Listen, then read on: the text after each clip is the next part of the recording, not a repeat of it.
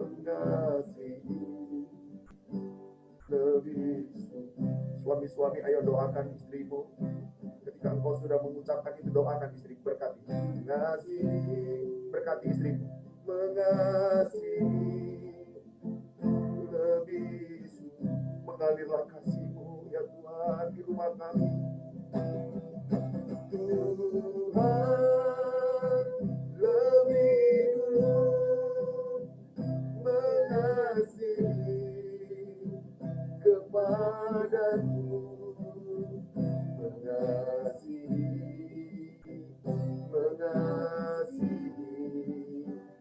lebih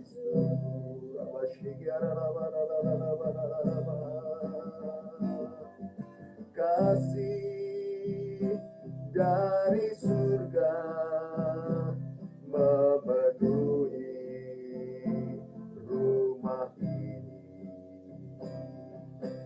kasih dari Bapa surga. Ayo suami-suami, kalian boleh rangkul istri kalian. Lagunya nanti aja, Aiko Yana. Saya mau lihat dulu Koraba Syakar. Ayo rangkul istrinya, datangi istrinya. Iya, rangkul istrinya.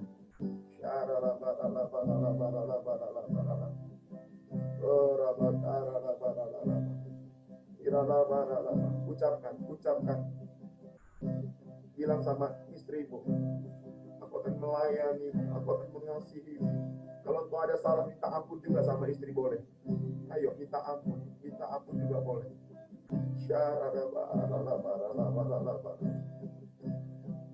Mengalir kasih dari tempat tinggi. Ayo dengan tulus mengalir kasih dari kata Allah Bapa, mengalir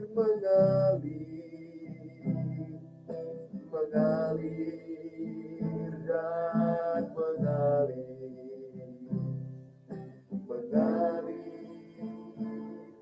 memenuhi hidup. Tahukah saudara, waktu yang berharga di dalam hidupmu para suami, istri dan anak-anakmu memiliki hak akan hidupmu dan waktu itu.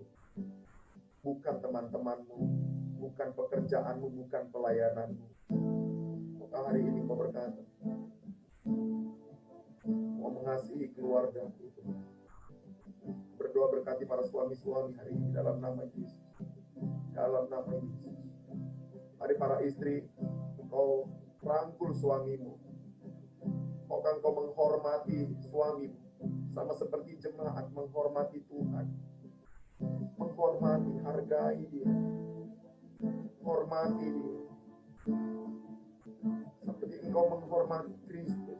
Mari hormati. Ketika engkau menghormati suamimu, engkau menghormati Kristus.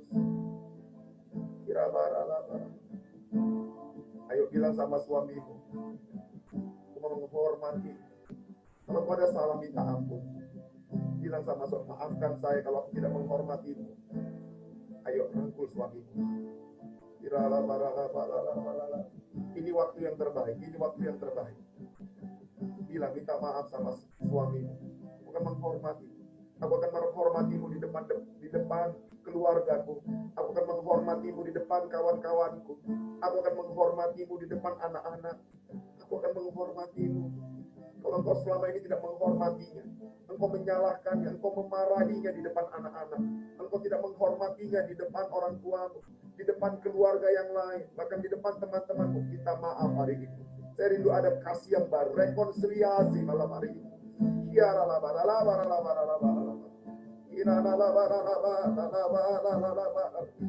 Kasih yang baru mengalir di rumah anak-anakmu. Ayo suami-suami, terima kasih. Terima apa yang istrimu katakan.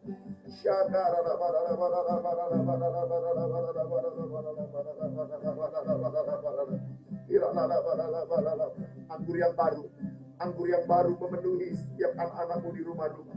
Kasih yang baru, terima dalam nama Yesus. Terima dalam nama Yesus. Oh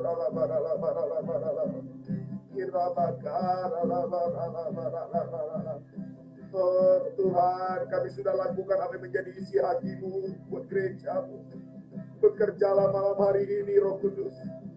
Bekerjalah, keempat hamba-Mu sudah sampaikan isi hatimu. Malam hari ini bekerjalah atas rumah tangga anak-anak-Mu, Tuhan.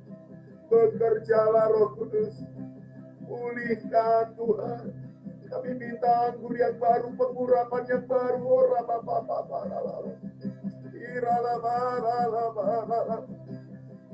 Yang lama sudah berlalu, yang baru telah datang.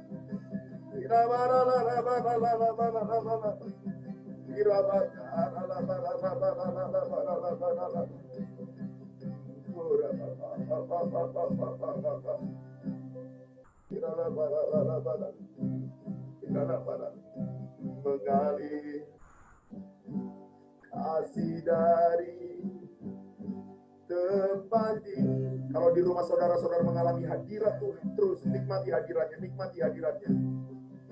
Mengalir, nikmati hadiratnya. Kasih dari, bebaskan roh. Tata Allah Bapa. Mengalir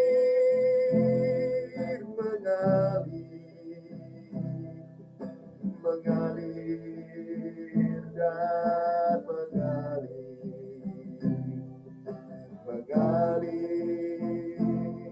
memenuhi hidupku.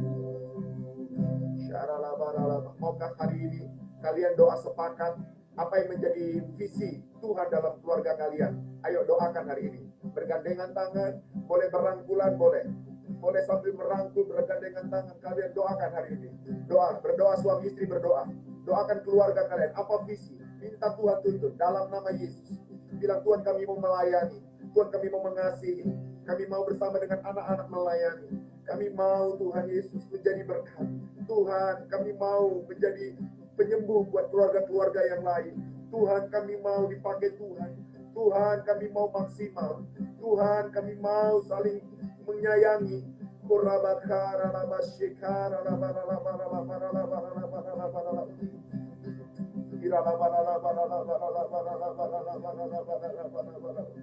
Urapi anak-anak. Urapi dalam nama Yesus. Urapi.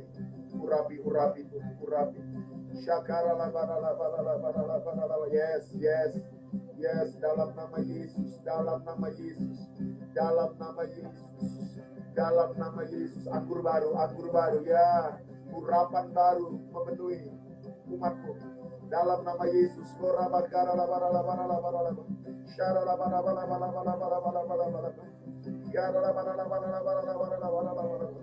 nama Yesus. Dalam nama Yesus. Terima dalam nama Yesus. Dalam nama Yesus. Dalam nama Yesus. Dalam nama Yesus.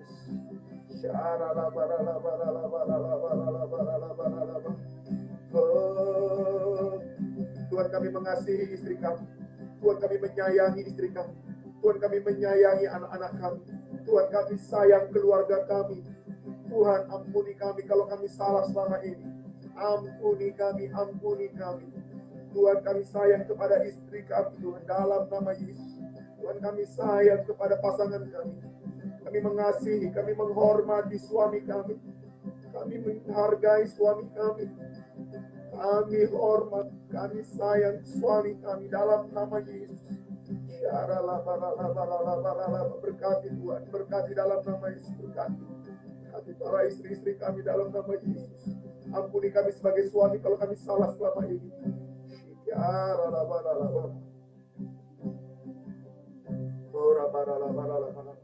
Ibu Olin berdoa untuk mewakili para istri.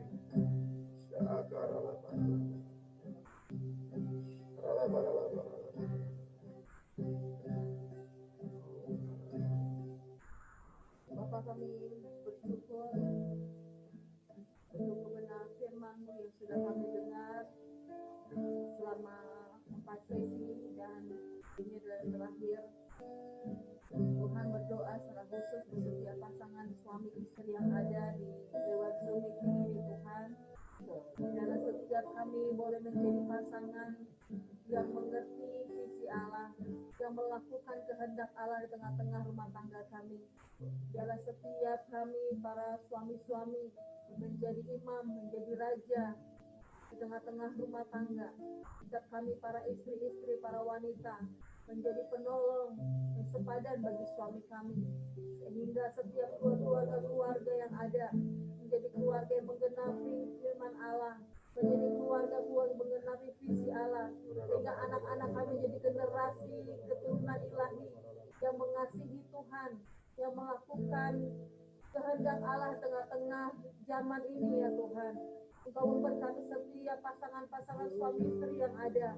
Bapa, Engkau yang memenuhi hati kami semua dengan kasih-Mu. Engkau yang memenuhi rumah tangga kami semua lewat damai-Mu, ya Tuhan. Berikan kami anggur yang baru, roh yang baru, dan kami sudah siapkan Tuhan kantong yang baru, sehingga apa yang sudah kami dengar, apa yang sudah kami terima dari Tuhan, itu akan memenuhi hati kami, memenuhi rumah tangga kami. Terima kasih Tuhan Yesus, terima kasih. Penuhi hati kami dengan kasih-Mu, dengan belas kasihan. Berikan kami hati yang mengampuni, Tuhan, melepaskan pengampunan bagi pasangan kami. Berikan kami hati yang rela melayani, untuk kami saling melayani satu dengan yang lain, sehingga kami benar-benar disembuhkan, kami dipulihkan. Ketika kami melayani, kami mengalami rekonsiliasi, pemulihan terjadi atas kami. Terima kasih Tuhan. Kami mengucap syukur atas kebenaran-Mu bagi setiap kami semua. Haleluya. Kami serahkan kepada Pak Samsuri, boleh berdoa buat kita, dan juga tapi sebelum Pak Samsuri berdoa, biarlah setiap suami istri hari-hari ini tangkap hadirat Tuhan, api Tuhan malam hari ini. Nanti Pak Samsuri boleh berdoa buat kita semua, dan nanti saya akan tutup dalam doa. Bapak, kami mengucap syukur buat kebaikan Tuhan. Kalau kami sudah bisa melewati 4 sesi yang sudah Tuhan percayakan dalam setiap kehidupan kami mau belajar untuk setia Tuhan. Karena kepada kami yang sudah mengetahuinya, kepada kami juga dituntut untuk bisa dapat melakukannya. Mari Roh Kudus-Mu yang mengurapi setiap kami, pengurapan-Mu yang sudah Engkau curahkan malam hari ini, akan menjadi satu kekuatan bagi kami untuk bisa melakukan firman yang sudah kami tahu. Mari terus Kau sertai kami untuk dapat melakukannya Tuhan.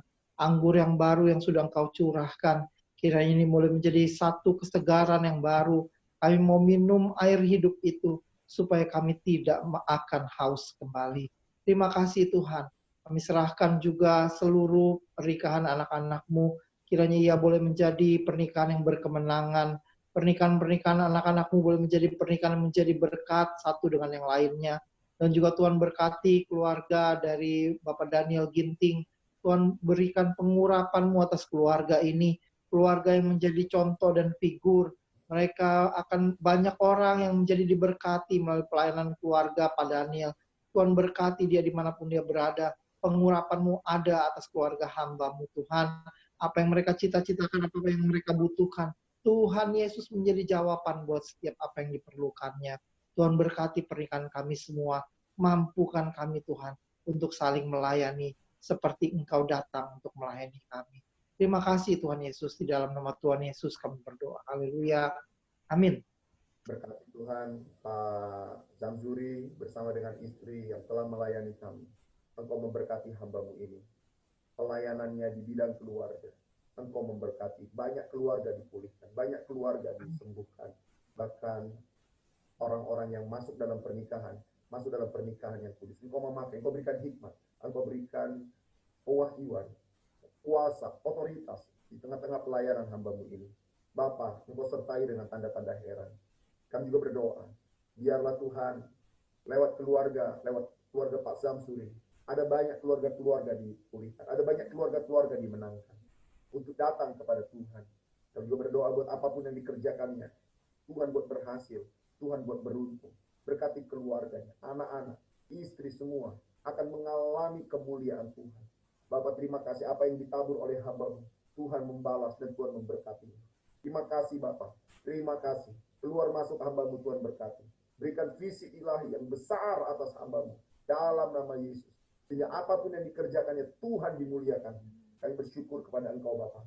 Kami sungguh berterima kasih atas pengajaran hamba-Mu pada malam hari ini. Kami berterima kasih Tuhan. Terima kasih, terima kasih. Dan kami mau terima berkat Tuhan. Berkat yang datangnya dari Bapa di surga. Cinta kasih dari Tuhan kita Yesus Kristus. Dan persekutuan yang manis dari Roh Kudus penyertai kita semua. Mulai saat ini sampai selama-lamanya. Kita yang sudah diberkati oleh Tuhan Yesus malam ini. Bersama dengan iman kita katakan. Amin. Amin. Amin. Tuhan Yesus berkati semua. Boleh dibuka speakernya. Thank you Pak Daniel. Mungkin teman-teman kan ini yang sudah nikah dan mungkin mayoritas belum dapat bimbingan pranikah ya Pak Daniel ya. Nanti habis ini saya berbagi Pak, nanti saya akan kirim ke WA Pak Daniel materi kami yang biasa kami pergunakan 12 materi itu Pak. Jadi teman-teman juga bisa baca-baca. Dengan senang hati. Ya. Jadi teman-teman bisa baca-baca. Kalau teman-teman mau videonya, teman-teman bisa ke YouTube. 12 materi ini sudah disajikan di YouTube juga gitu. Ya, silakan. Semoga bisa memberkati teman-teman. Wah, terima kasih Pak Samsuri dan Ibu. Terima kasih Pak Samsuri. Tuhan berkati. Terima kasih Daniel. Tuhan berkati. Foto dulu. Terima kasih Pak Samsuri. Suami istri. Kita foto dulu. Ibu Yana bisa tolong difotokan, kayaknya Ibu Yana lebih bagus nih.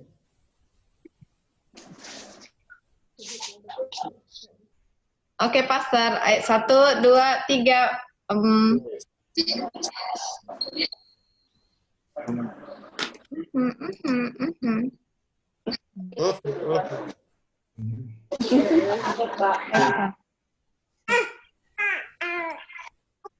Sudah? Terus yang kedua, yang halaman 2.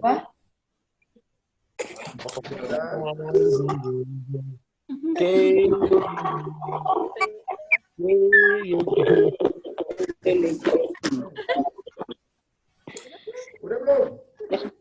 Sudah, Pastor. Nggak kerasa ya. Gimana Emi? Selamat ulang tahun buat Emi. Oh, happy birthday, Emi. Happy birthday, Emi. Selamat ulang tahun. Happy birthday to you. birthday.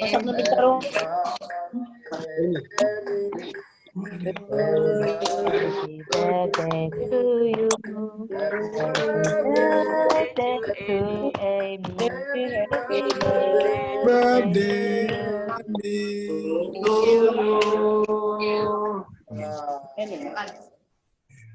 Kita doa buat Emi yuk, kita doa buat Emi yuk, kita doa buat Emi.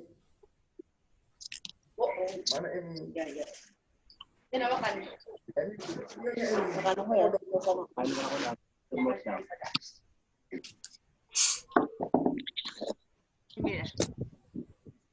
Emi, mana videomu? Ini Emi. Ini papa deh. Mana si Emi? Ini kecil. Nanti kita salah doa bukan Emi lagi nih.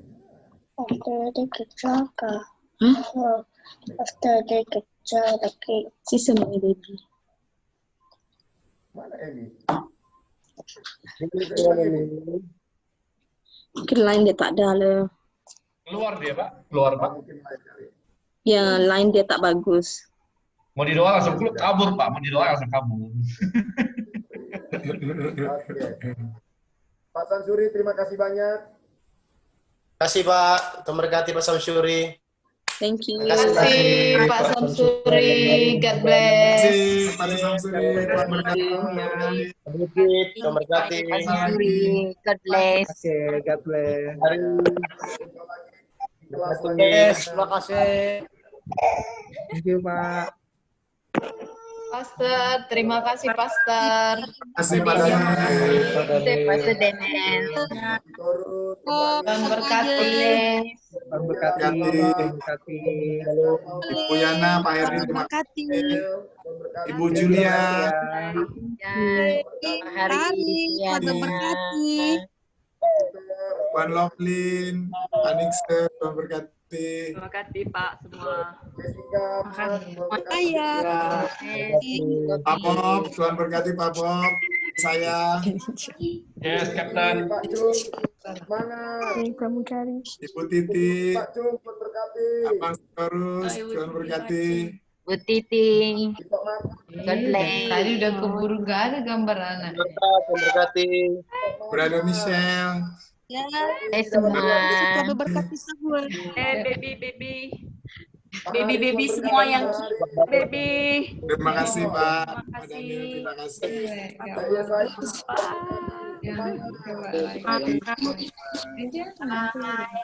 saya Baik, kita urus, Tuhan berkati.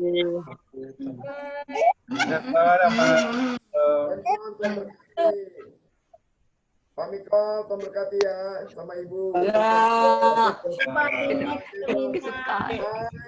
Pak Michael, happy birthday juga. Yang baru happy birthday kemarin ya.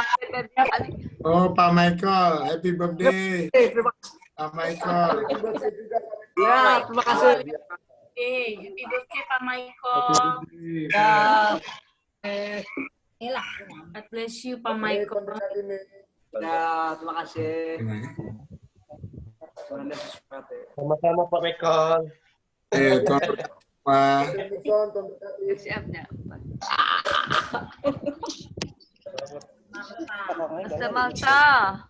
Titi nggak buka video.